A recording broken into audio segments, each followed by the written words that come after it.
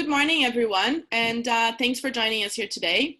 I'm Carolina Albernas, Director of Business Development and Operations at the Brazil-Canada Chamber of Commerce, and we're here to discuss a very relevant matter, plagiarism and impersonation in remote delivery.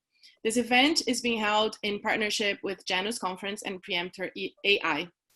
I don't want to take a lot of time, so I'm going to start by introducing our moderator here today, Bill Ross, principal at Janus Conference, and he's going to be leading this panel of experts. So thank you, everyone. And Bill, I'll pass the virtual mic to you. Great. Thank you, Carolina. Well, we'd really like to thank the BCC and their involvement in this. This is a very important topic. When we first planned this event, we knew that academic integrity, plagiarism, and impersonation was important, but it's become far more important with the move to remote delivery. So as colleges, universities, and even high schools are no longer able to have in-class sessions and move to remote delivery, how do they know that the person on the other end is actually the student completing the assessment? If it's a test, how do you know that they don't have an impersonator or surrogate completing the test for them? So it's really ramped up in terms of being an issue in academia, the issue of both plagiarism and impersonation, especially in remote delivery. We're fortunate today to have a distinguished panel. So we've got 8 panelists who can talk knowledgeable on the subject, people from both the university, the college, and also the high school level. We're going to look at some of the legal implications and also look at what's really exciting is some new technologies based specifically on artificial intelligence. So these are new developments that have just happened over the past couple of years that now enable us to do some different things in terms of policing for plagiarism and impersonation. So I'd like to introduce our panel now before we begin. Wendy Freeman is Executive Director, the Center for Excellence in Learning and Teaching at Ryerson University, and an Associate Professor in the School of Professional Communication. Her current research examines issues in technology-enhanced learning and teaching in higher learning. Welcome, Wendy. Elizabeth Long is a leading immigration lawyer in Canada. She is an active advocate of immigration rights in Canada and frequently advises on immigration issues to colleges and universities. Great to have you, Elizabeth. Richard Peters is Vice President of Strategic International Development at Sault College, where he oversees international institutional partnerships. Thank you, Richard. Yeah. Phyllis Hildebrandt is Academic Director, English Program Brazil at Maple Bear Global Schools, and joining her is Cynthia Santana, who's Academic Director of the Portuguese Program in Brazil at Maple Bear Global Schools. Some of you might not be that familiar with Maple Bear. Maple Bear has a presence in over 20 countries with over 450 schools and 40,000 students, so a very substantial organization. Ali Hirji is the project manager at the AI Hub at Durham College and holds multiple research and teaching positions. William Porjami is CEO of Will Solutions, involved in workplace integrated learning, which is another important topic in this area, and has done a lot of research in the AI and blockchain solutions field. Meterson Maya holds a PhD and is a professor, entrepreneur, and founder at Preemptor AI.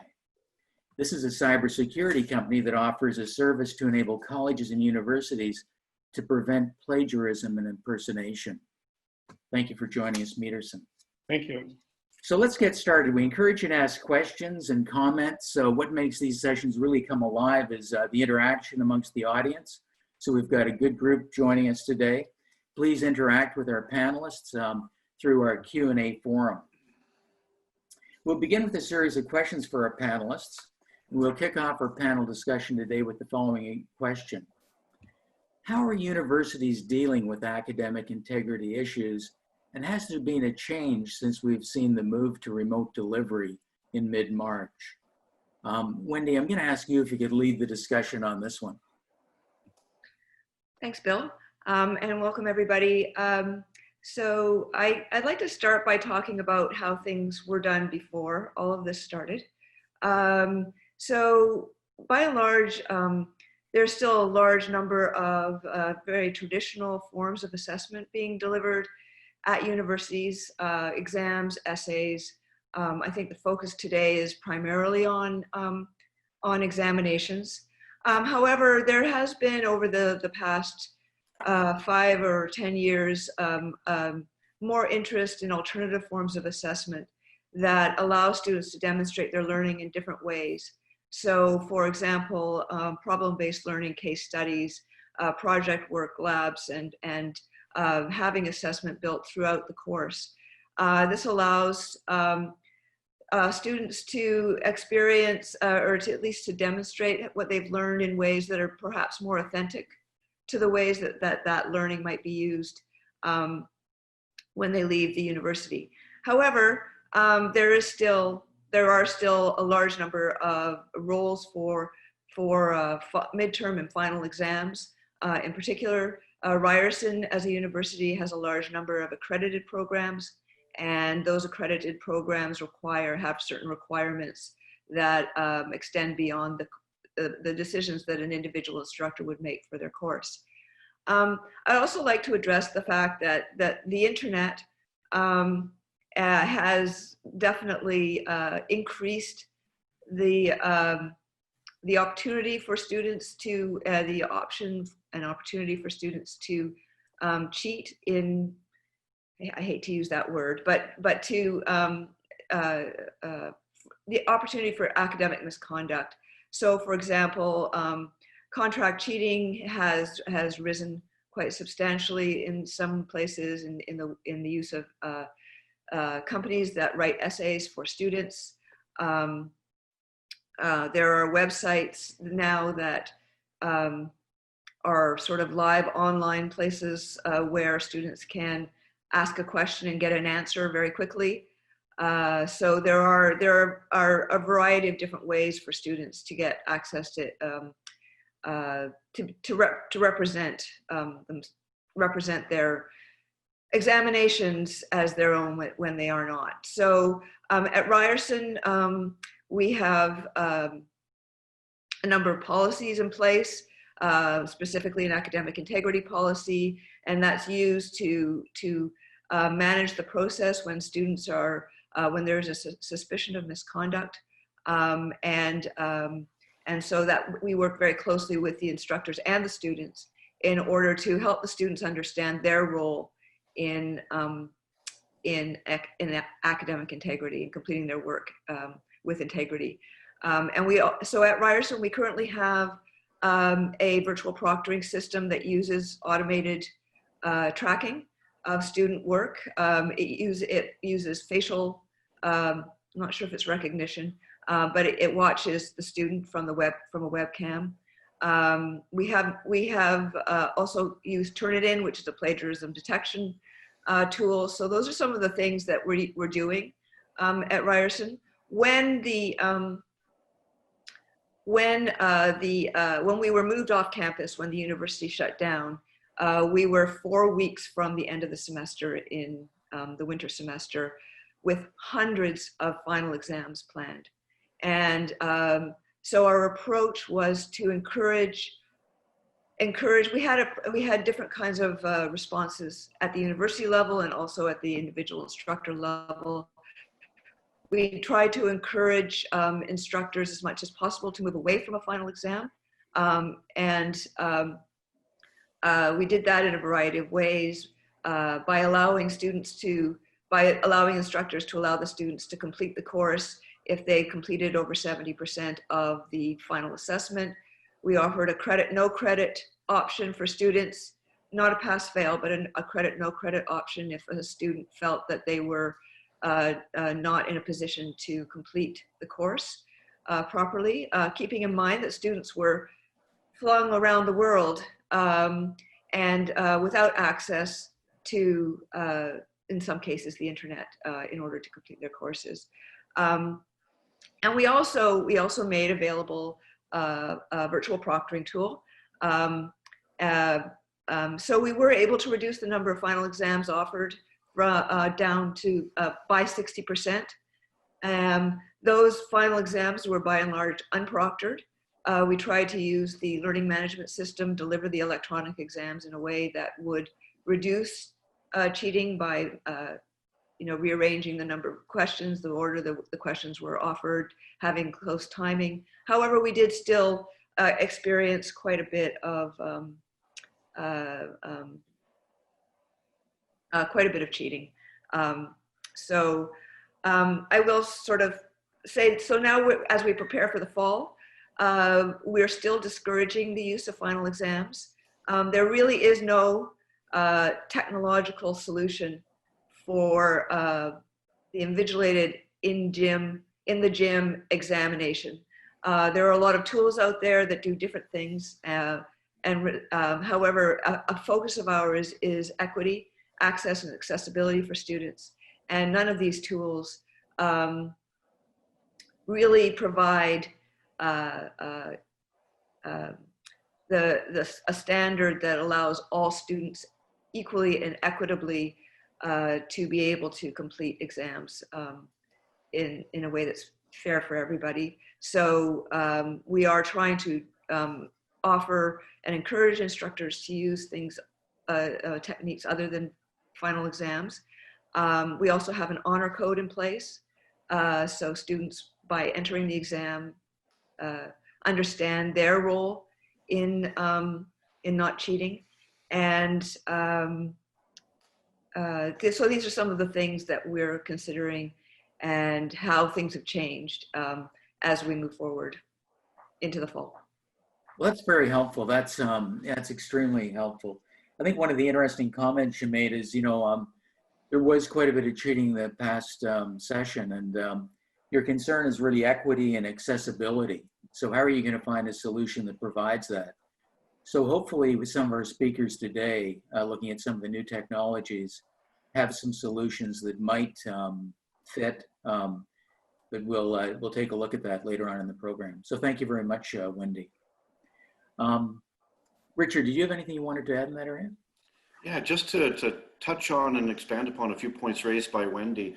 I think as the classes, Bill, have moved online, the tools used by faculty to actually deliver the education has changed remarkably. In some sense, I think many institutions were caught a little flat-footed, really traditional modes of delivery. And so now the need to expand into online delivery has really spurred a lot of creativity and a lot of innovation. But with that, we need to make sure we keep up by ensuring that integrity, by ensuring that, all the way through from the moment we make first contact with the student to the moment they cross our virtual stage and receive their credential, that we can maintain that integrity. So Wendy touched upon a few pieces of software that many of us are employing, may have different names, but she's also highlighted that they aren't perfect. They're not perfect at all. What I can say is that in a small college like Sault College, where the classes are smaller, our tendency is to rely more on the faculty-student interaction to really get to know that student during the course of the delivery. So when it comes time and all 30 students visually, you can identify them and maybe even audibly, because faculty, I don't know how they do it, are remarkable at being able to know their students as they teach to them, know them by name, even by student numbers. I think that's critical, so that in the course of a final exam, a faculty can click through and visually identify that, yes, that's the same student that started with them at the start of the class, etc. I think we need to make sure that although we don't assume students are going to cheat, as a start point, we need to maintain the academic integrity in higher ed, especially because that underpins our reputations and the credential we provide. So we do have to put these types of systems in place. They're not perfect right now, and there's room for enhancements to those technological solutions as well. But I think it starts at admissions, making sure that we have really solid admission standards where we identify the students, in the case of international, with as many pieces of ID as possible and as much detail as possible, and be able to use that without violating privacy laws or anything like that, to make sure we know who that student is at every point through the delivery and evaluation stages, and then in the final credentialing as well. Thank you. That's very helpful, Richard. I'm wondering if there's any contextual factors that might lead to cheating that would make it important to structure assignments so that there'd be a less likelihood of academic integrity issues. I'm looking at things like high-stake assignments at the end of a term, or class sizes. I remember when I was at U of T, class sizes were 150, but now class sizes have even expanded beyond that. And especially when you get online, the class size is basically virtual. And then evaluation schemes and accreditation. So you talked a little bit about how important it is because there's professional associations relying on the academic integrity. Yeah, absolutely. I think that's absolutely a huge difference from when you and I were in university or college in our lectures of 150. And I've heard from some of my colleagues here that now some class sizes are up pushing 1,000. And so I think even some of these issues come to bear in face-to-face, if you can call it that, when you have that many students in a lecture theater.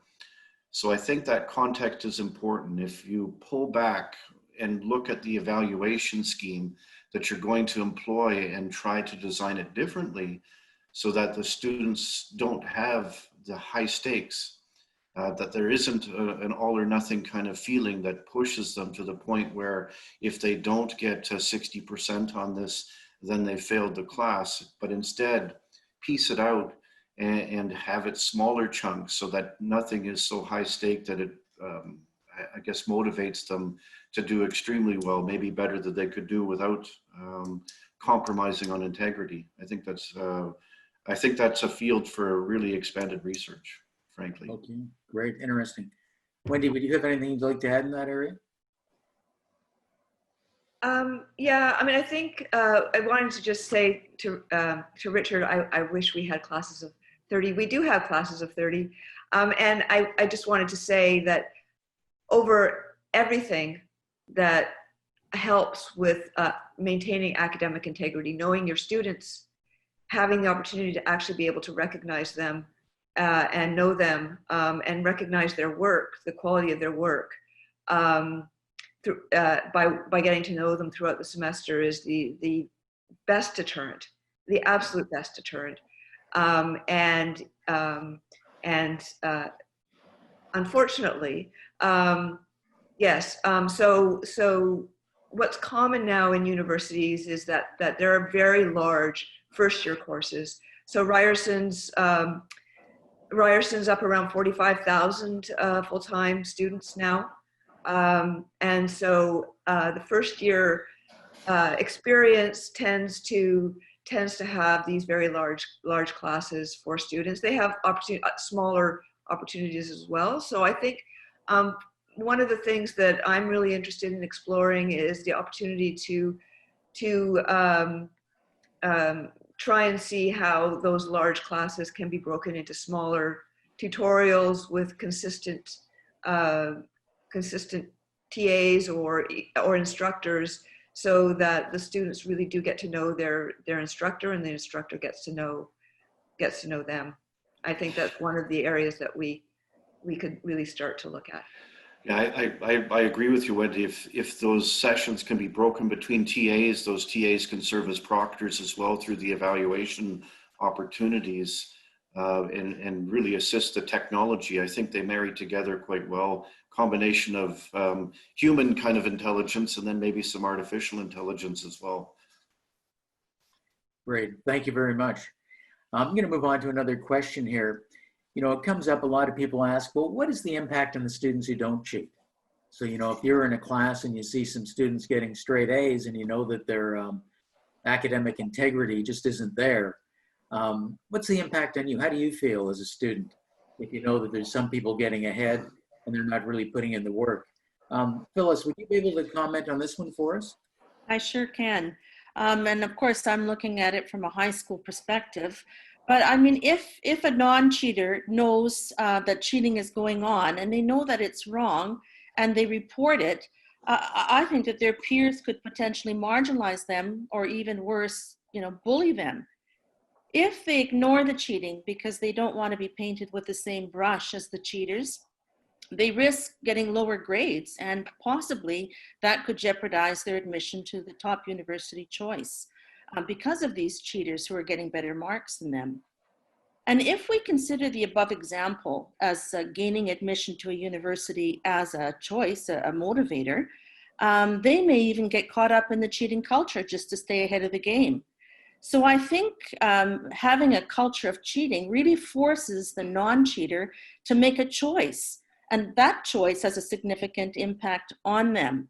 So, you know, looking at your environment for us in the high school, it's really important to adhere to our academic honesty policies that we create in order to maintain that healthy climate and culture that we want to have in our schools, so that we can validate and honor the integrity of those students who make the right choices. But it's all about choice. Right, no, exactly. Well, thank you very much for that. Wendy touched briefly on the idea of equity and accessibility. And how will colleges and universities guarantee, in high schools as well, equal access to content, especially visual materials that require special internet access? So if you look at some of the learning management systems and some of the material we're trying to pass down to the students and they're trying to pass up to the instructors, how do we ensure equal access? Cynthia, would you be able to take on this one? Sure. So, and I'm talking about the high school perspective too. And for us, it was very important to create that institutional access for all of our students, and it started with an institutional email that assures the security and assures that all this setting that it's important for the students to use in a professional environment. So that was our first step, and I believe that that's important for all the educational institutions to assure that that's available for all the students.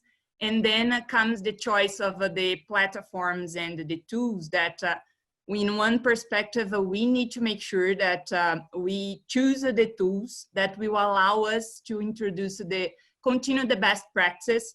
And we had some comments here, and I was glad to hear that from the university perspective about interaction, about collaboration, about keeping track of the students' development. So learning is a process, and it's important that we choose the tools that we allow us to keep to follow all this process, supporting the students. So it's the gradual release of a responsibility that the teachers has an important role there.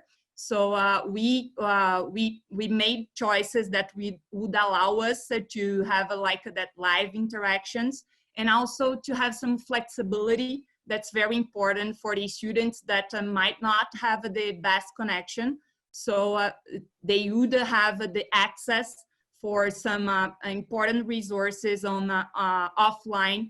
They could download it and access offline. So it's like dealing with options and making sure that it's easy for the students and for the teachers. So it's intuitive, it's very important too. So it's like we are exploring all the possibilities, and we are learning now with different platforms and tools available. But it's important for us to keep in mind what are the reasons for us to choosing that, and making sure that it allows these best practices and interactions and collaboration. So I would highlight that in our perspective, and that's what we did. Well, it's interesting if you look at it. Thank you, Cynthia. If you look at it, you know, for you, it was always important because you operate in 20 different countries. For the colleges and universities, it wasn't quite as important because the students were on site at the location. And now a lot of those students have gone home and they're in 20 different countries. So you've got students in India, you've got students in China, you've got students in Brazil who might be taking a course at a college or university. So it, Richard and Wendy, do you have any comments on that? Do you see that as an issue, connectivity? I know that some schools have looked at giving, for instance, students Chromebooks or some type of technology to help them in terms of connectivity. Well, I will jump in there, and I think part of the connectivity issue, the bandwidth issue, Bill, relates 100% to COVID and the fact that people in many countries are trapped inside, and the only way to get outside is through the internet and explore with their web browsers. But that, of course, takes up bandwidth that's available for downloading synchronous classrooms. And so we are experiencing already, just through the summer semester, some of these issues on bandwidth in some places in the world, but also the infrastructure is not as robust in some other places of the world as it is in Canada. We're expensive, but we're fortunate in Canada that we have the infrastructure we do. In other places it's cheaper, but you get what you pay for, and so literally the networks are falling apart. The other key thing that needs to be considered and the schools need to modify is as Cynthia mentioned, the platforms. For instance, you can't share YouTube videos in everywhere in the world because they're restricted, they're filtered out by the government filters. So you need to look for platforms that are alternatives for some of your students who will not be able to see certain content. And that's something that our faculty are quickly adjusting to. Yeah, you mentioned a very important aspect, Richard, of not just for the students, but also for the teachers and for the institutions to make sure that follow the policies of copyrights and also use the resources that really are open source and has the authorizations to be used digitally. So that's it's one thing that we consider into this process. Lots of publishers and lots of different educational companies open their sources digitally, and that I need to commend that. But it's important that we also as an educational institution make sure that we are respecting this legislation. Good point. Yeah. I agree. Thank you for mentioning open educational resources. I think they're so important to be able to make education even more accessible for students, so they don't, I mean, at a university and a college, students have to buy those materials, and that really increases the access for students. I just wanted to make a comment. Also, one of the things that we've really focused on, and I think this has been pretty consistent across the world in terms of higher education, is to encourage instructors to design their course delivery using asynchronous or the ability to allow students to log in and access the course when they can and not at a specific time like we normally would when we expect them to be in the classroom. So that means considering things like recording narrated PowerPoints, recording small lectures, and posting those somewhere for students so that they can access them when they have, or even better, download them if they don't have a reliable internet connection. And those kinds of methods that focus on asynchronous delivery give students more of an opportunity to participate when they can and to review material more frequently. And so it really really addresses an equity issue that we have to consider when students are all over the world. And also when they're at home, where we don't know what their circumstances are at home. We don't know if they have a place that's quiet where they can study that belongs to them, for example, and that's an issue with virtual proctoring as well. So there's a number of different methods that you can use to really make sure that students have fair access to their learning. Thanks, Wendy. I think as you mentioned it earlier, it's really all about equity and accessibility. And thank you. You know, there's consequences for students who get caught for plagiarism or impersonation. The consequences in some cases are even greater for international students. We're fortunate here to have Elizabeth Long with us, who's a respected immigration lawyer in Canada and has done work for many colleges and universities. Elizabeth, could you talk to us about what some of the implications are for our international students? Absolutely. I think for international students, the temptation, I think, is very high for them. They're under tremendous pressure to succeed, right? Their parents have spent a lot of money to bring them to Canada. They may find the course material very difficult, having come to a brand new system. And they see, oh, or they hear, oh, everybody else is doing it. So, not a big deal.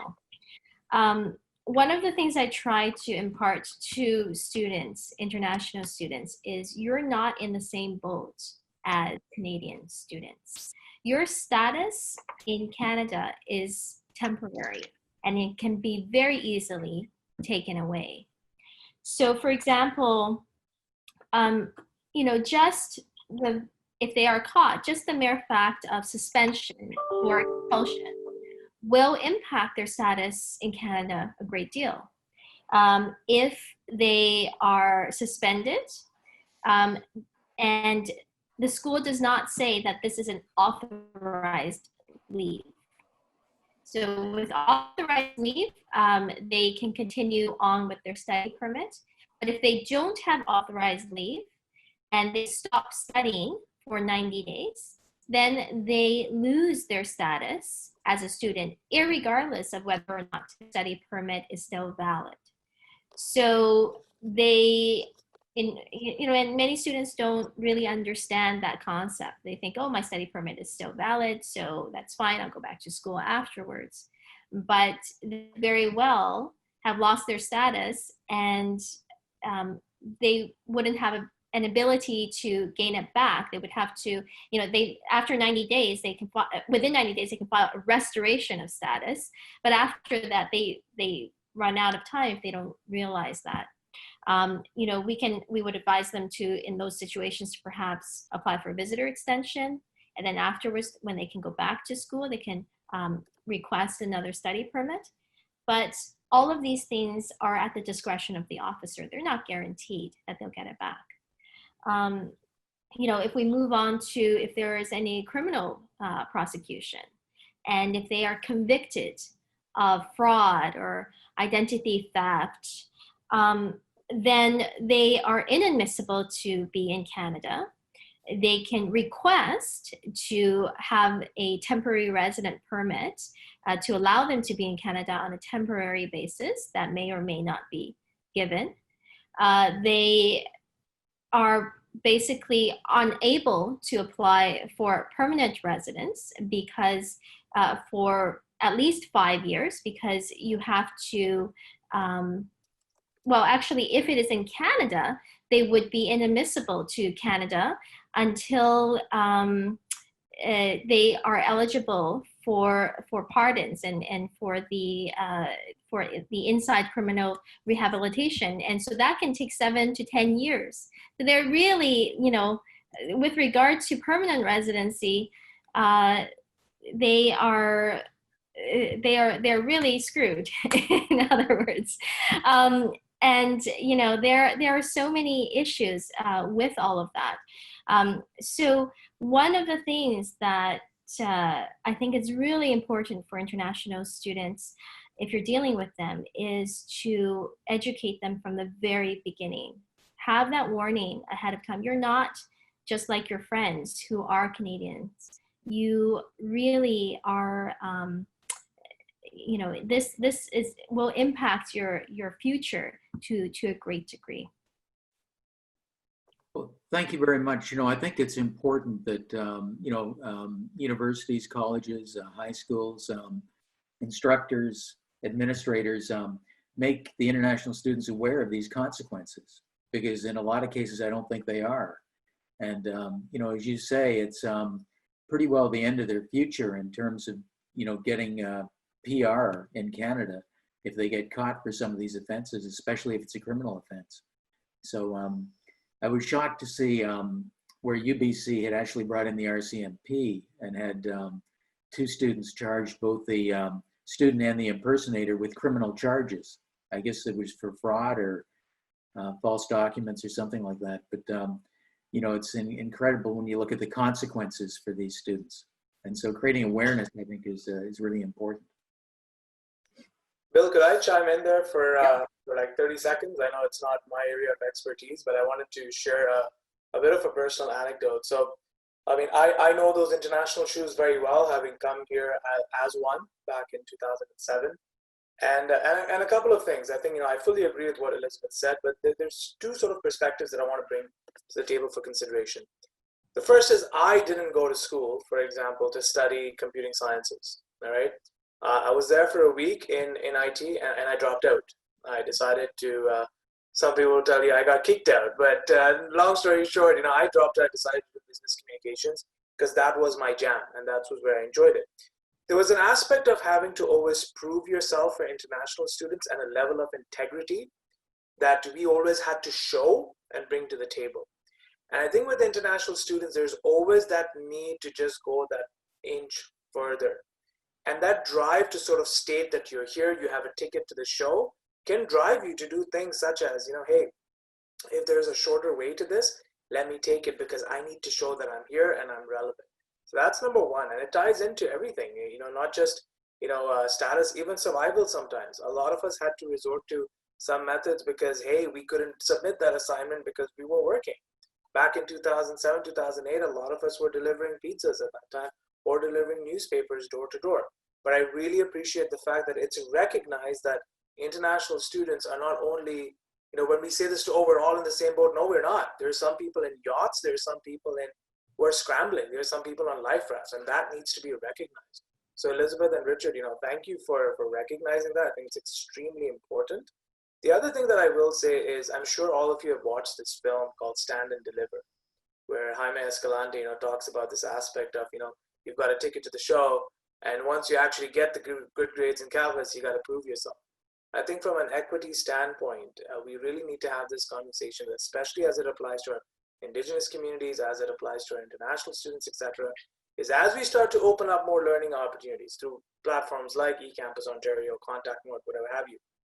As a system, how are we receiving these improved scores and how are we encouraging such students? Because I hate to say it, embedded within our system is always this question of, I wonder how that person did well. And there's a caricature of who cheats and who doesn't that needs to be interrogated. So I just wanted to throw that in there to commend Richard and Elizabeth for at least pointing us in that direction. Good on you folks for doing that. Well, I think that's a very interesting comment is, how did this person get this grade? And a lot of people feel they might not have got it honestly. Yeah. And that's why this is such a terrible issue, because it affects not only the students who do the plagiarism or impersonation, but also other students who don't and are wondering how their fellow student got such a good grade. So what we're going to talk about now, we're going to shift a little bit. We're going to talk about potential solutions. And one of the areas that we've seen a lot of development in is the area of artificial intelligence. And the feeling now is this could present a solution area for plagiarism and impersonation. Ali is in charge of the AI Hub at Durham College. And Ali, maybe you could tell us some of the things you're doing at the AI Hub and what some of the developments are in terms of artificial intelligence. So what are these new developments that have come about that now enable us to move to new technologies that we didn't have in the past? Yeah, I'll just take a minute or so. I really want to hear from Edgerson as well as William with all of the experience that they've had. I'll point you towards three things. Number one is from a perspective of why we're seeing this explosion in terms of people wanting to do more work in AI and develop more prototypes in AI. Fundamental reason for that is that there's just this generic conversation around data. There's data and lots of data and lots of it. And people use these terms around data lakes and big data, etc., without even knowing what it means.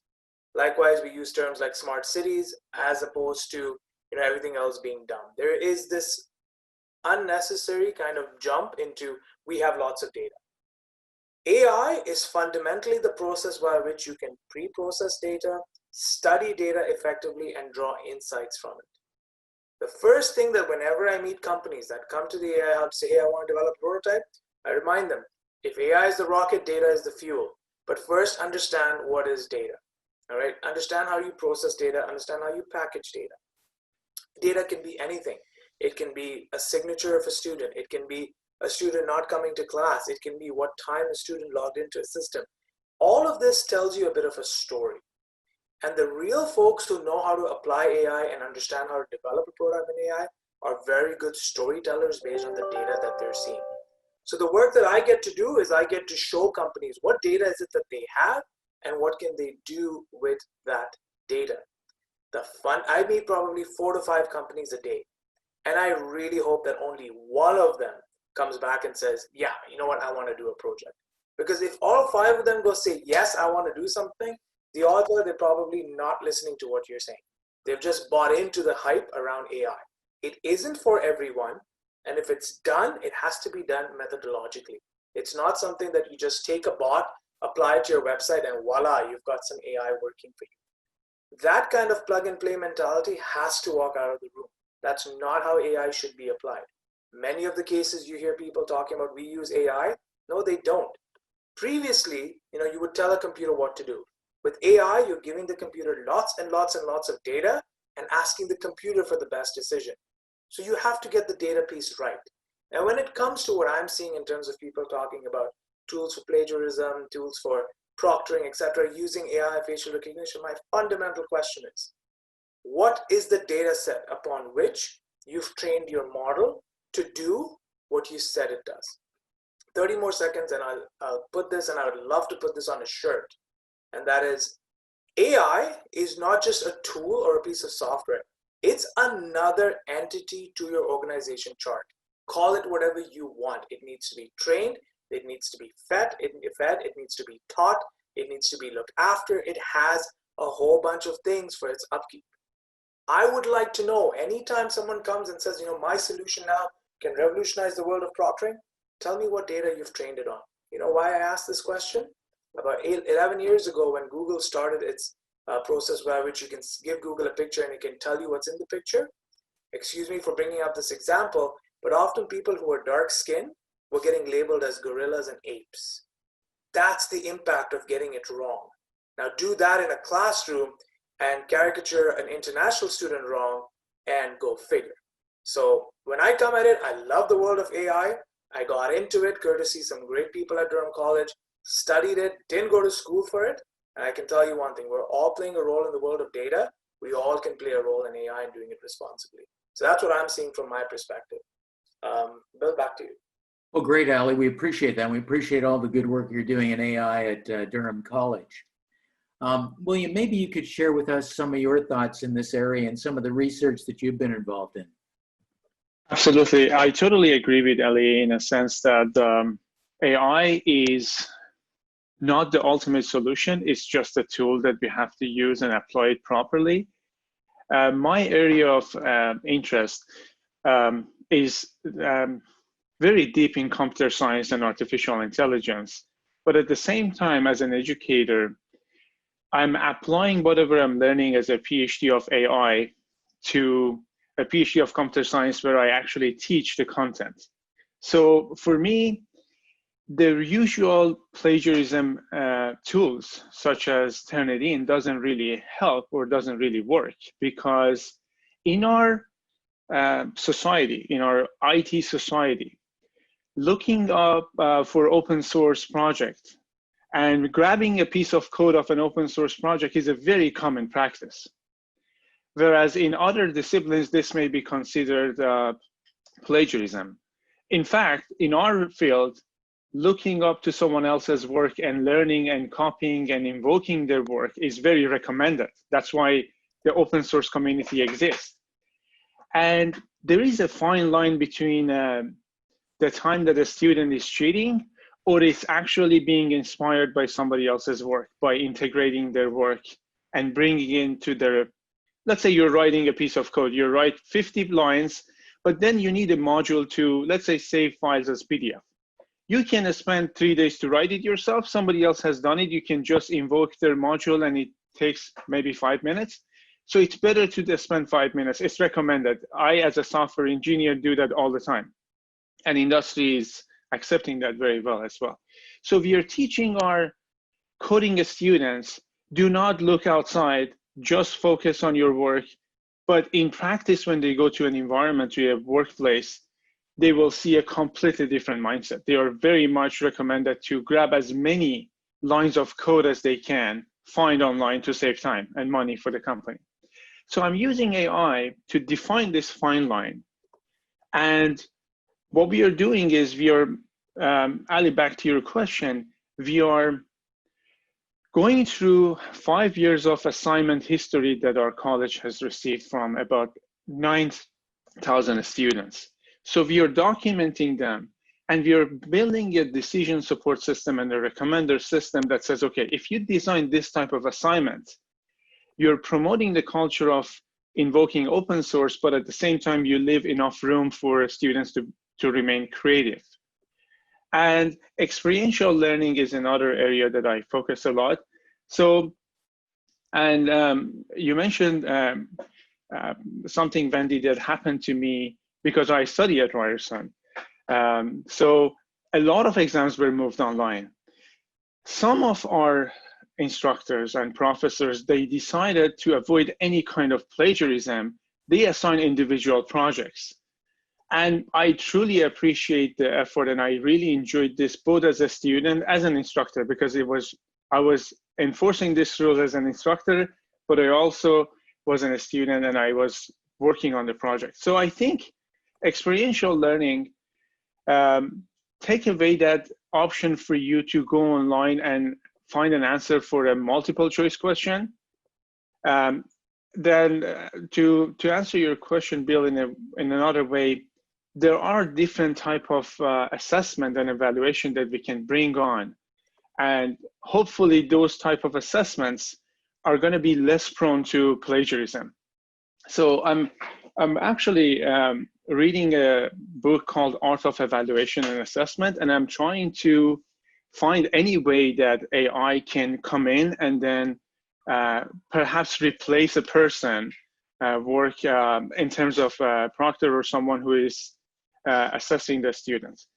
Of course, I don't want to talk more about experiential learning unless there are other questions, but AI, I totally agree with you, Ali, has been applied to finance and healthcare better than education. But I think COVID-19 pushed us to start working on AI Hub and working on application of AI in education. I agree. Well, thank you, William. We appreciate that. So we've looked at the problem. We've analyzed the problem. We've looked at it from a university, college, high school perspective. We've looked at some new developments in technology. And now let's move and take a look at a possible solution. So Meterson, would you please share with us some of the work you're doing in terms of behavior modification based on artificial intelligence? Oh, sure, absolutely. Sure, absolutely. Thank you, Bill. Thank you, everyone, for having me on this conference. Just to start, before starting explaining about the solution, I would like to say that I'm in your shoes because I'm professor as well. I taught in Brazil for 5 years in a private university, and I felt on my skin the pain professors, teachers, and lecturers, they feel. So based on that problem that I faced before, I decided to create a platform that helps colleges and universities avoid the problem before the problem takes place. That's the reason why preemptor, we choosing the name preemptor, because preemptor means avoidance. So rather than identify plagiarism or identify fraud, cheating, or impersonation, we use artificial intelligence to avoid the problem before the problem takes place. So we have basically two products that we offer to the market today. The first one is IVRG, is identity verification in remote delivery. So this solution is based on six features. The first one is remote sharing screen invigilation. So as professor, you can see what students are doing on their screen remotely. We use remote biometric identification. So if your college uses Chromebook, we can use biometric identification. The third one is STCI, a student typing cadence indicator. This is based on the typing cadence. Everyone has their own rhythm of typing. Based on the rhythm, based on the how force you use to how much force you use to press the key, for example. So there is like a huge password. It is very difficult to cheat the system because it is personal. Even if I, as a student, if I share my login and password with someone else, with a surrogate, for example, the system will identify that is not the student doing the assignment or tests. So the fourth is remote facial recognition. We use the webcam to identify if students are there. Someone asked me a question before, oh, Midgerson, but what happened if a student put a video? So we have a proof of life. It's like sometimes periodically the system asks students to make some signals. For example, hang loose or thumbs up. This is randomically. The artificial intelligence can detect if that what is there is a movie or in fact the student. So this is based on facial recognition as well. The fifth is the remote voice recognition. So during the validation, we ask a student to use their voice to identify that they are doing their job. The sixth is remote eye tracking. For example, today is very difficult to check if students are using the second screen or a piece of paper or a cellular phone. So just to solve this problem, we are developing this frame. This frame has a camera on the middle. When we put this frame, professors and colleagues, they can get access to the student gaze. For example, if the students look to another screen, professor, they get access. This is very, very useful technology because it is helps students keep the focus on their own screen. Yeah, this is the last feature we have. In our technology, we don't accuse a student anytime they are cheating. We are just everything we do is just to collect data based on the actions during the exam, and we create a log. For example, if the system identifies some suspicious activity, for example, students is looking to another screen, the system can send a warning or pay attention on our test, take care about the plagiarism, take care of cheating, impersonation, blah, blah, blah. So we work with the behavior modification, helping the student change the behavior before the problem takes place. Because we believe that after the problem takes place, it is too late. That takes a lot of time of instructors and professors to deal with the situation. So basically, the system works. The IVRG works like that. Our anti-plagiarism is based on STCI, totally on STCI. Our system blocks copy and paste from outside to inside. We use only the written of the typing, the typing cadence to detect and avoid plagiarism, because there is no choice for a student to cheat. They need to do their own job because the system is like a wall, it's like a dam that it is very difficult to cheat all the features. All the features can be used integrated. Colleges and universities, they can choose, for example, I can choose only 3 or 2. So we can use the 6 integrated. That is almost 100% of accuracy. There is no way to for the students. So regularly we are hiring hackers, like ethical hackers, to test our system all the time, just to figure out if there is a gap. But we are working hardly to control the environment and close the environment, just to avoid the problem before the problems takes place. Thank you, Meterson. That's great. So it looks like there is a solution available. Now, Meterson, is this currently available today? Yeah. The feature that we are finishing the development is this frame, but the typing cadence is ready, the facial recognition is ready, remote share screen, all the 5 features are available, and they're easy to be integrated with the LMS of colleges and universities, and it is fast and efficient. Now, have you presented this to some universities or colleges, and do you have a level of interest?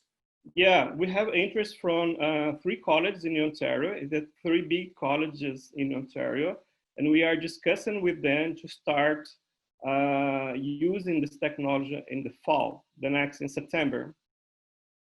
What about internationally? Now, you're from Brazil. Is there interest there as well? Yeah, there is a interest from Brazil as well. Recently, we got an interest from an important school in Brazil. They will start using on August because there the calendar is different. They start in August after the vacation. So that is we are working just to start with them. That is the first one, but I think after that we will get we are working with the trade commissioners, Canada Trade Commissioner. They are helping us to implement the solutions in Brazil. And recently we got an interest from Portugal, and we are starting the conversation with Portugal as well.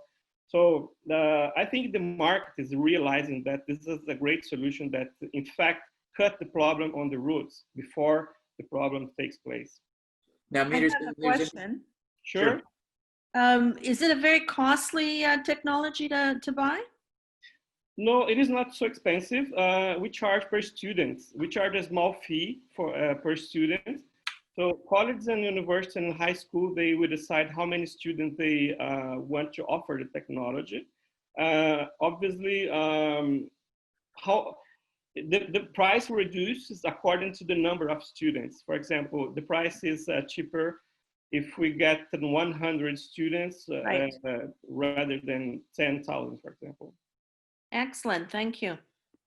I guess, Meterson, there's a number of colleges and universities joining us this morning. Mm-hmm. How would they go about contacting you? Yeah, our website is preemptor.ai. It's pretty easy to reach out. But I suggest you access our LinkedIn page, because we are putting a lot of information on our LinkedIn. It's just search for Preemptor on LinkedIn, and they will find the LinkedIn page. We are putting some videos. There are a lot of material there, and the colleges and universities, they can get access to us from LinkedIn or website. Great, thank you very much. Well, you know, we're just about perfect from a timing standpoint, and now this is the exciting part. We open it up to our audience for Q&A. Bill? Yes. Bill, could I chime in for 30 seconds, since I was Sure. a part of some of those discussions around the demo? Please do. Okay. I think, Marisha, you know, there are 2 points that I want to highlight here in everything that you said. Having seen the preemptor technology, it is definitely something that gives the standard tech a run for its money. The Turnitin's of the world certainly have some fierce competition in the concept that you've created. But I want to go back to points that both Wendy, Elizabeth, Phyllis, Cynthia, and Richard, they all brought up this really important point that it's not about the technology. And think from a PPT perspective, it's people, process, and technology. Now, Madirson, in 10 minutes, you walked us through everything. And I can tell you is that to apply this technology, I know it works, but it's getting the people there. It's getting the faculty to understand how does this get implemented. It's getting the IT folks to understand how this sits in a local system or a cloud system. There's an entire context around this that has to be understood.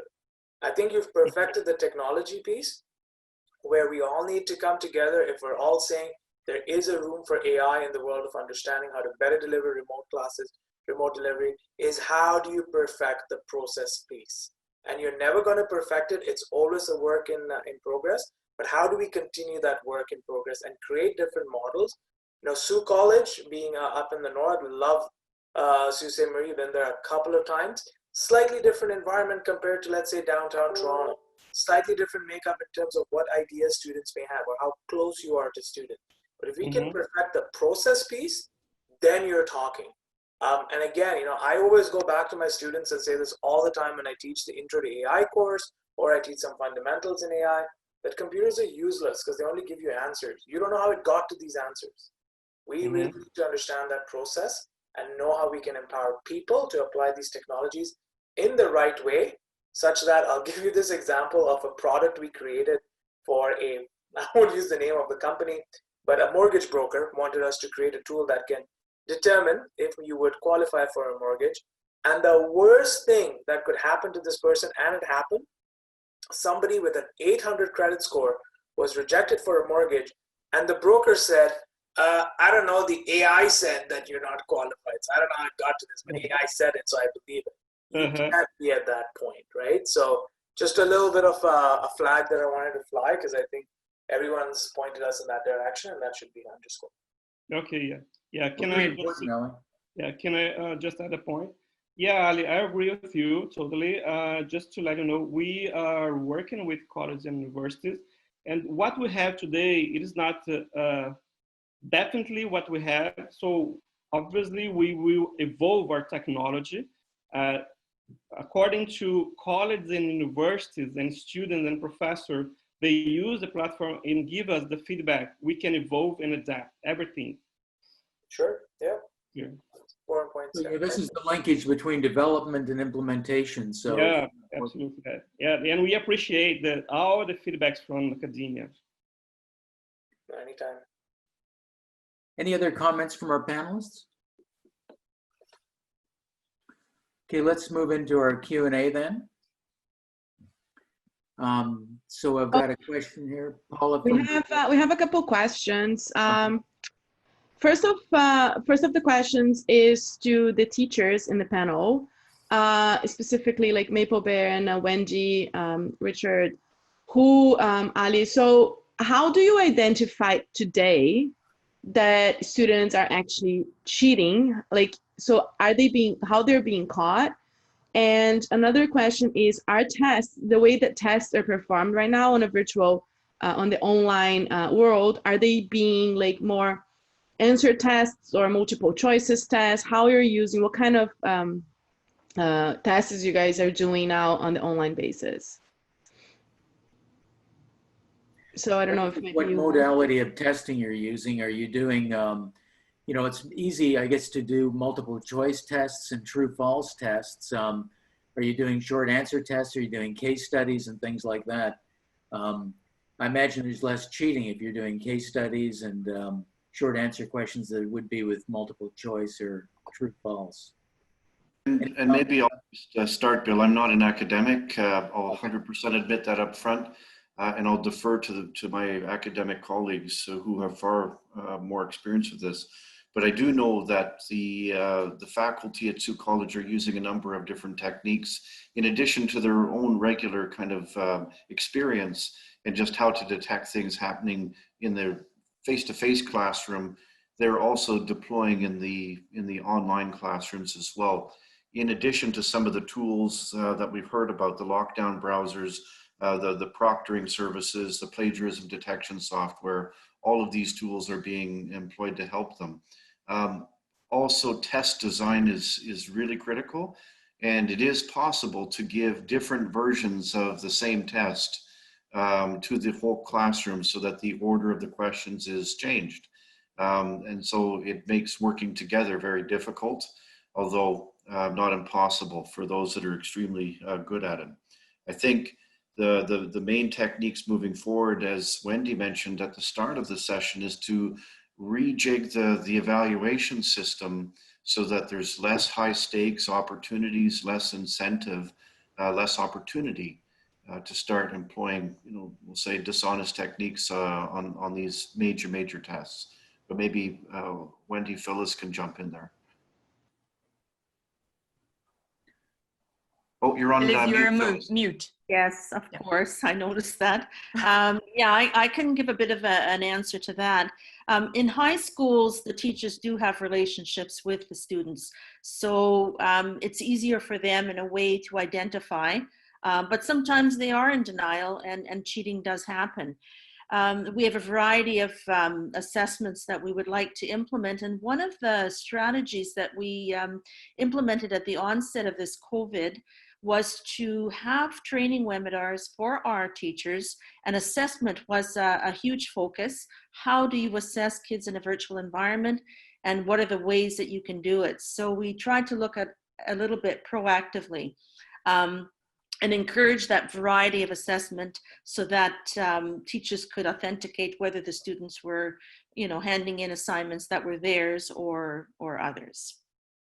Yeah, and I would add that's very important for us to have clear goals of what we would like to assess, and then identify what would be the best tool for that, for checking that learning. And not always a reading assessment is the best form for checking that achievement. So we need to be creative, and I believe that now with the technology available, it opens and makes more authentic other ways of assessment, and representing and viewing and listening has become very, very important, especially under this context, and are skills that the students should use for share and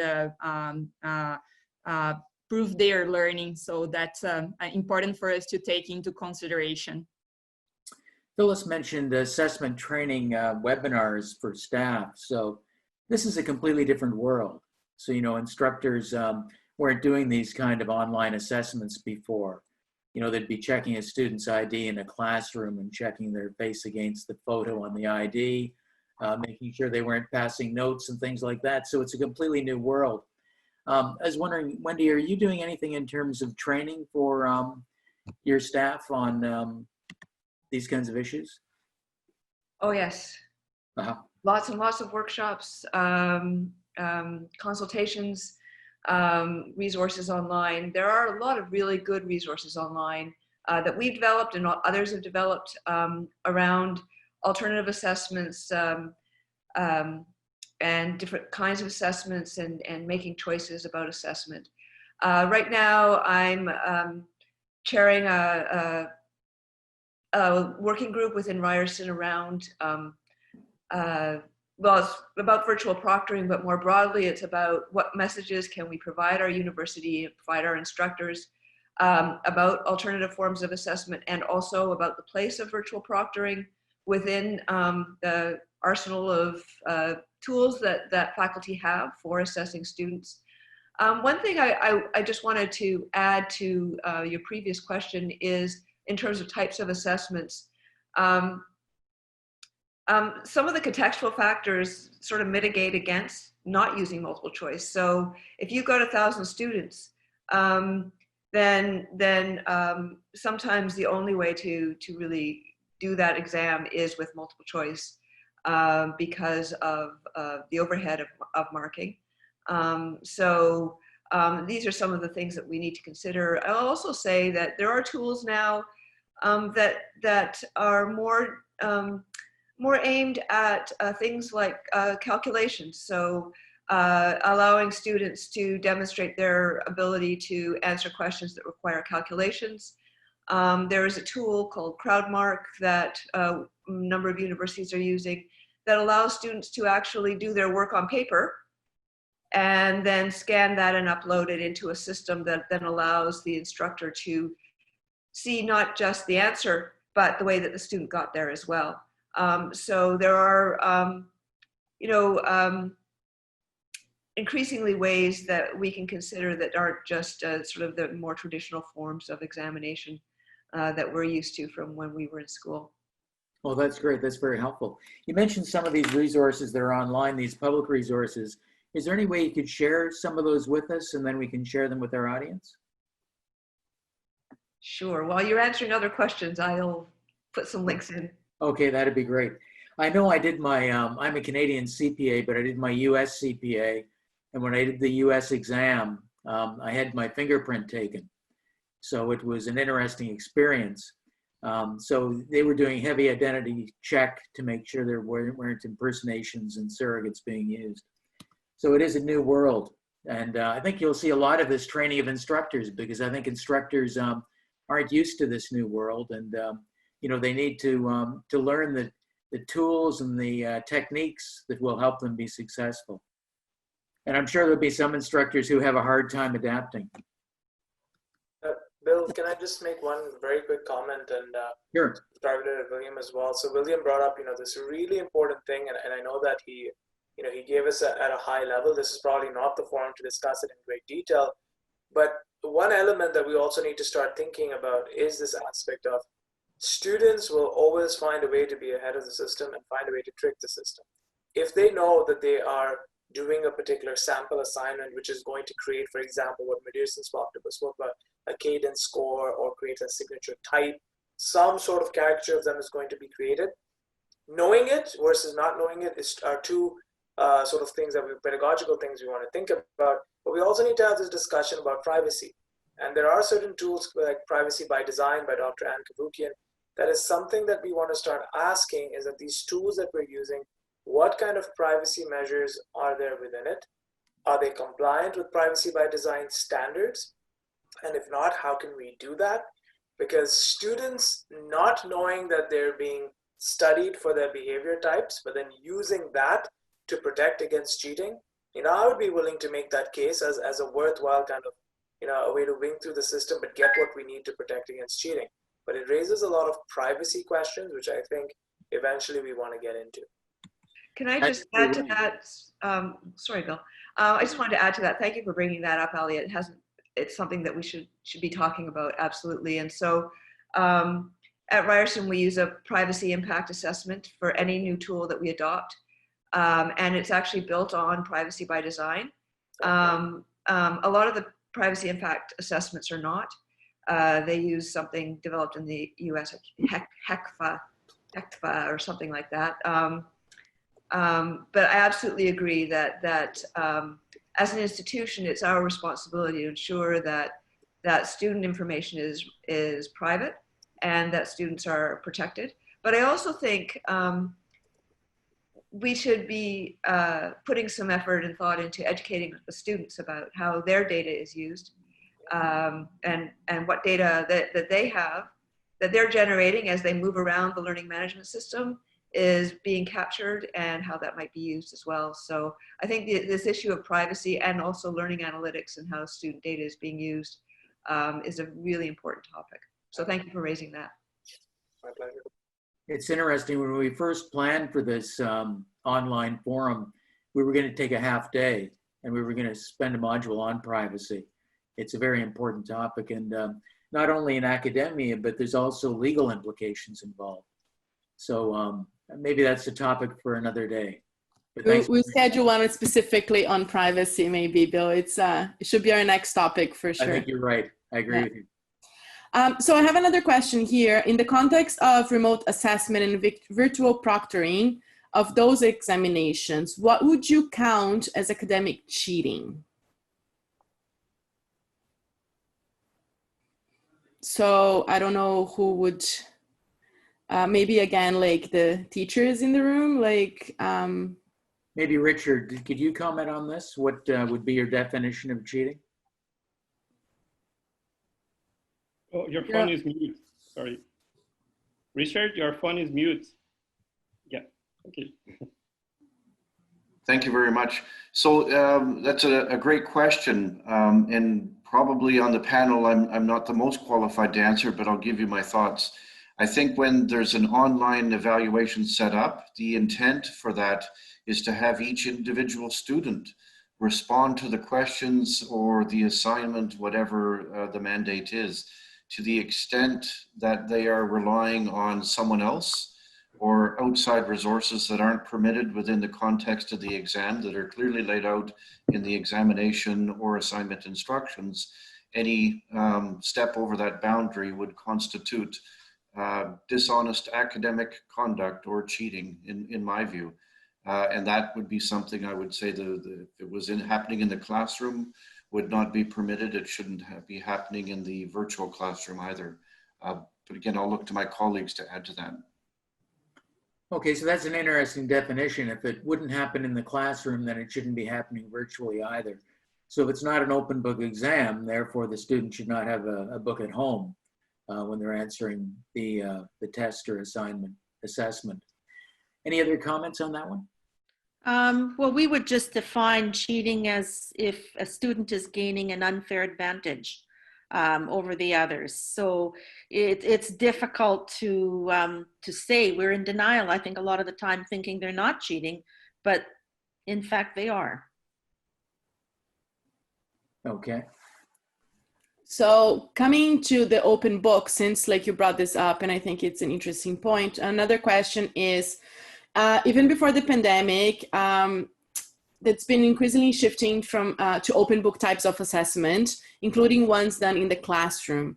I find these reduce student anxiety, prompt students to actively engage with course materials, or suffer the consequences of not reading, attending, or taking notes throughout the term, as well as better replicate the way we do most of our work in the real world. So the question is, she's interested in the panelists' thoughts on various open book strategies for assessment.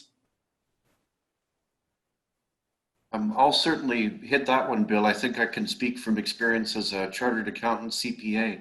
Right. And having sat for several tax exams where open book was permitted, including the Income Tax Act, which is about this thick, being beside you. The worst thing that you would want to do is have to go fishing through your open books to try and find the answer. And the faculty understood this, that your knowledge was either in your head and you could find it as you would as a practitioner, or it was not. And so an open book exam in that context was a professional examination to see how you would deal with this problem in the real world environment, and it made a lot of sense. I think it really comes down to what you're trying to have the student learn. Is it professional skills about how to solve problems, or is it, are you testing them on their ability to instantly recall technical information that would be available on the internet or in a quick reference anyways? And I think when we're teaching professional skills, then the open book makes a lot of sense. You want to see that their conduct is as a professional, not that they can recall the minutiae that they studied 6 months ago and can recall it instantaneously without the use of an outside source. Wonderful, Richard. Just a quick comment, and it reminds me, like, what are we assessing if it's the bottom of the Bloom's taxonomy and it's memorization, or we are looking for the skills, the hard order analysis ability of the students, and the creativity and evaluation about that topic. So it's very important on when we created this assessment that we know exactly what is being assessed. I think it's really interesting you bring up Bloom's taxonomy. So really, do you want to look at rote work? Do you want to look at memorization? Is that going to help the student be successful in business or society? Or rather, do you want to look at their analytical skills, their ability to process information, and develop an action plan as a result of that? You know, it's interesting that Richard mentioned the CPA exam, because when I wrote that, I actually memorized the tax return because we weren't allowed to use open book. And I think what a waste of time, because the next year the tax return changed. So it was really useless information.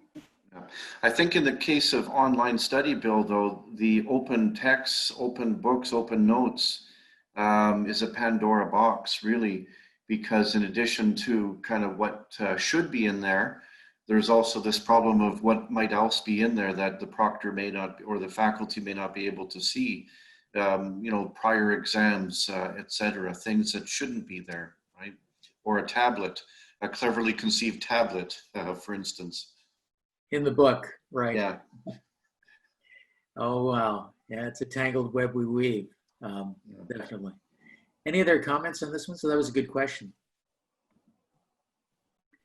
Any other questions for us, Carolina? Yes, we do. Sorry, I was on mute. There's another one for Elizabeth specifically.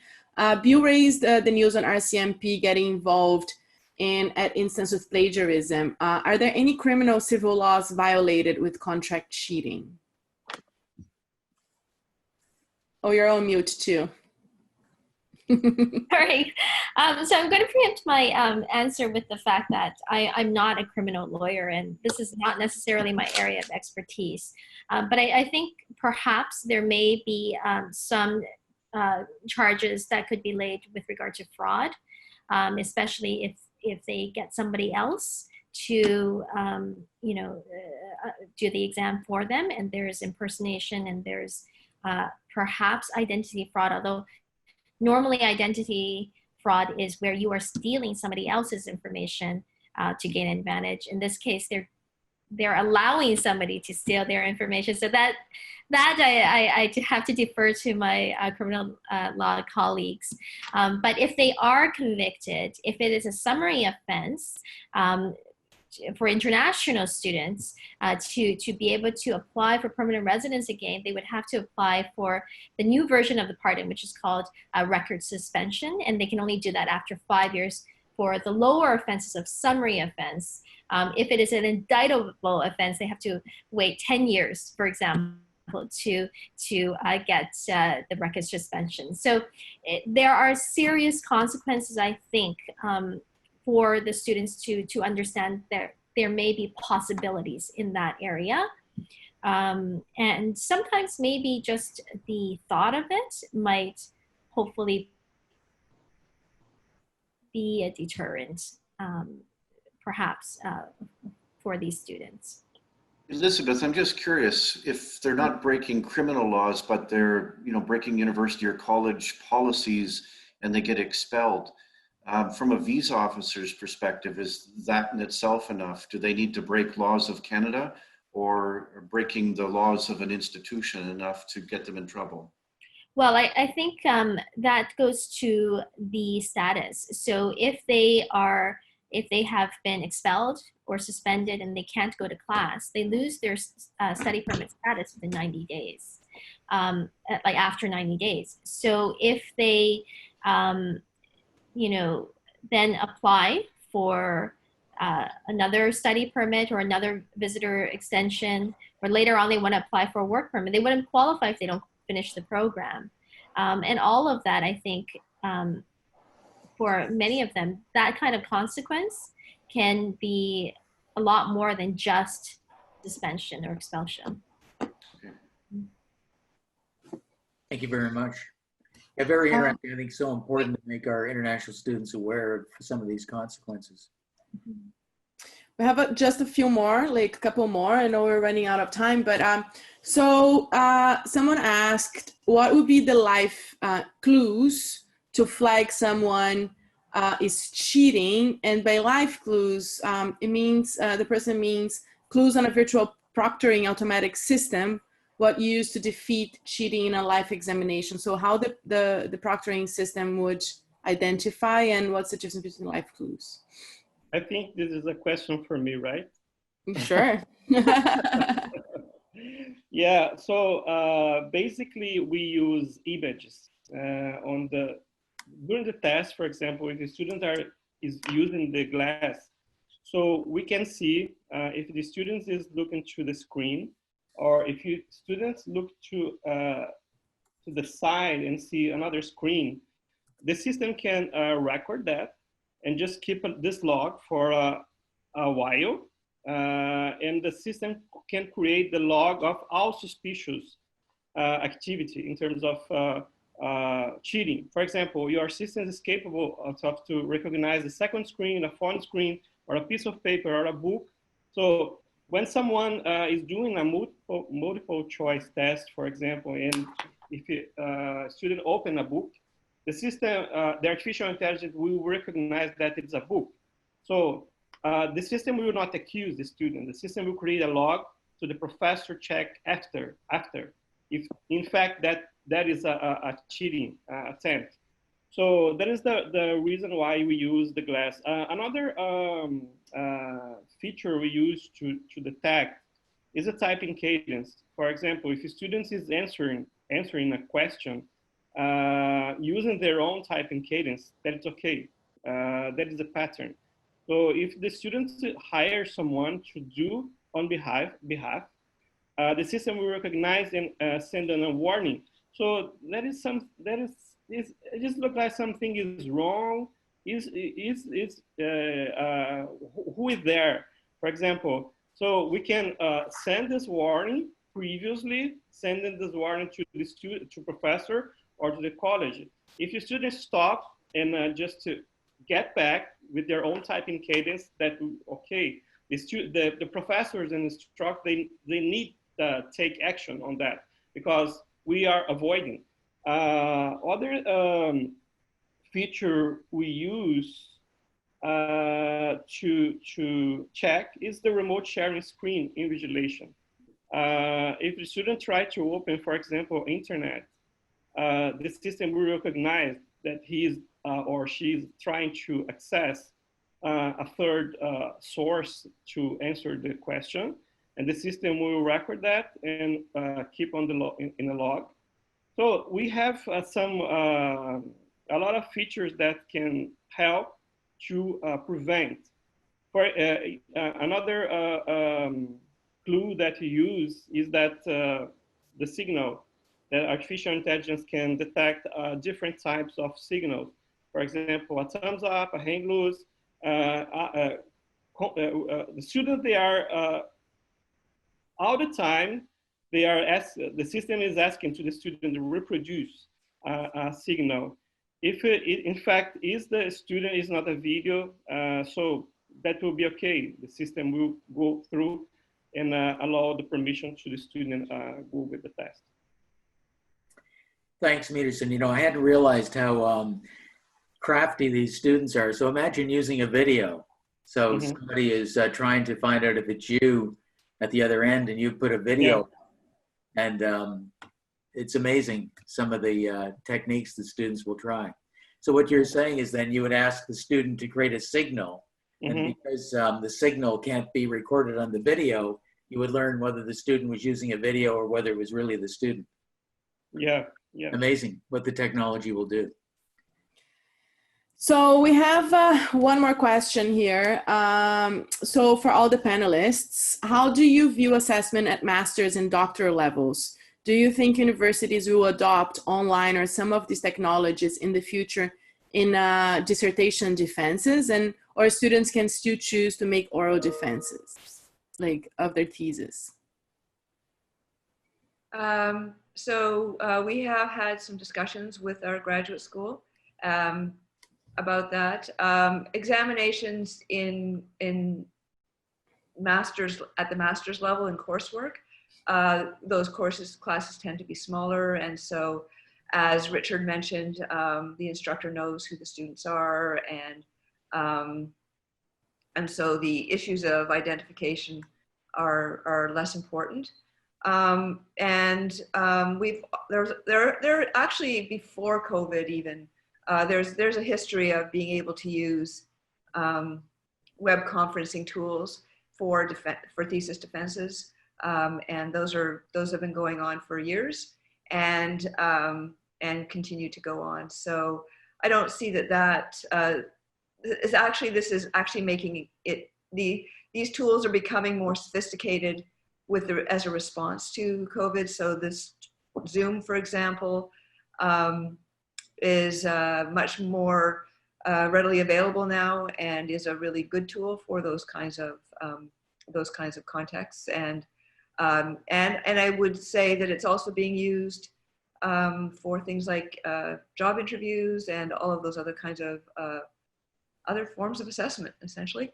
So no, I think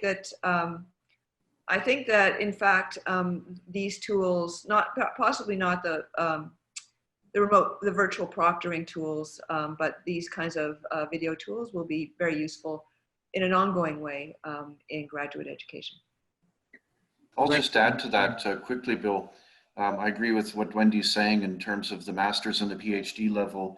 Certainly there are instances where you want to be able to have that dissertation and have the panel, and I think that's it's an excellent, amazing academic tradition, and it's a shame to have to do it electronically. I will say that the tools can be used for that though. But I think there are many different types of tests, exams, evaluations where it can't be. And some things just need to be done hands-on in front to demonstrate the capability. And that's a lot of the applied learning that happens in many of the colleges where you simply can't demonstrate your ability to meet the learning objectives in an online electronic format yet. We don't have that type of virtualization yet where you can demonstrate that you can torque the engine in an aircraft to the right pressure. You don't have the ability to demonstrate you can fly the aircraft either virtually. And so many of the things that we're experiencing in the COVID world here will eventually have to come back to the classroom with a live instructor technician to demonstrate the ability to meet certain learning objectives. Well, thank you, Richard. I want to thank our panel members for sharing your perspective on what is a very important topic, and when I meet with people from colleges and universities, this is top of mind. This is the number one thing, other than some of the budget gaps that they're now facing. This is a major issue. So we enjoyed your participation in the session today and want to thank you very much. I want to thank Carolina and her group. Sorry, do you have, I know we're running out of time, but there's one last question that I think came up. Do you have some time? Well, for sure. Yeah, let's. Okay, so talking about international students, sorry, there's I think people are engaging. About international students, so we know that a lot of the international students use also their courses in college to improve their English. And we know that moving in the interaction with other students and the teachers and the community, right? Moving this online and with the self-isolation, are the schools kind of providing any other tools for international students to kind of integrate into the society, or at least have other tools to help them with their language skills? Good point. That's good. Who would like to handle that one? Richard, maybe you would be best. Certainly the English language programs, many of my colleagues around the sector in Ontario, and I'm sure across Canada, have moved recently to put their English language training programs online. And it does create some difficulties for some parts of delivering that curriculum, but I'm told it can be done very successfully. In addition to that, some of the platforms that are out there, like Zoom, like Teams, etc., have the ability to create breakout groups, and those are used to create the essentially a virtual table group discussion where the students can have those discourses and practice the pronunciation, etc., and as well meet somebody from another part of the world virtually and through the video, and have that kind of interaction. It will not be the same, I think, as an old school, someone who came up through the face-to-face environment.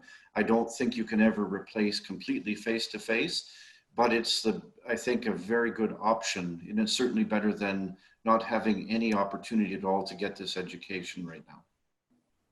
Thank you. Any other comments on that one? I think Ali has something to say.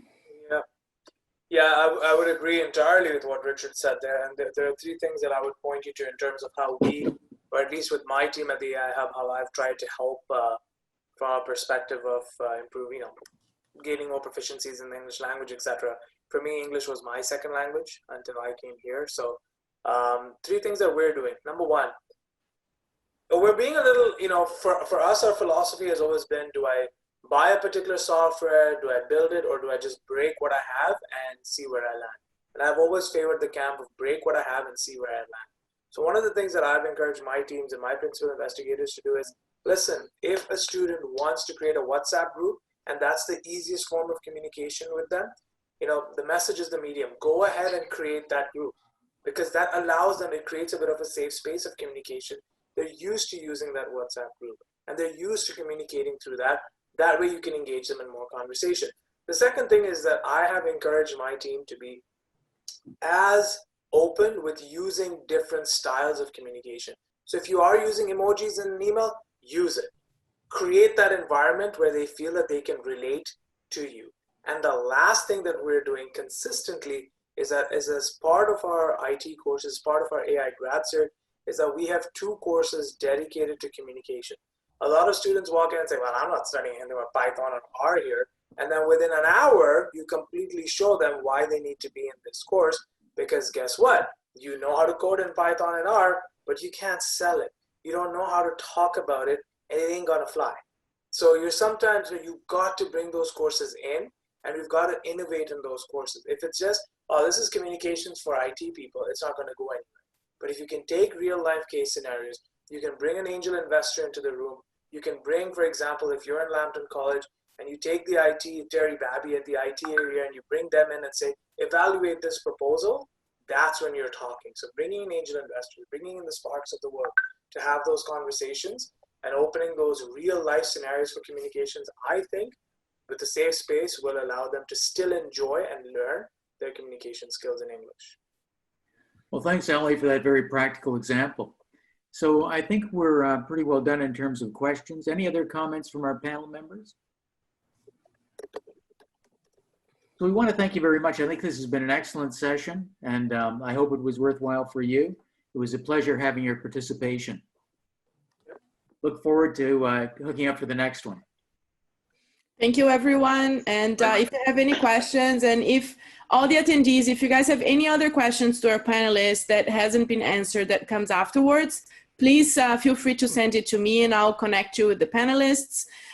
This video will be available on demand on the Brazil-Canada Chamber of Commerce website in a couple of days. So www.brascanchamber.org, as well as with the links that Wendy hopefully will share with us after with for other tools. And if you have any questions, let us know. Thank you again for being here today. Thank you. Bye-bye. Thank you. Thank you. Thank you so much. Bye-bye.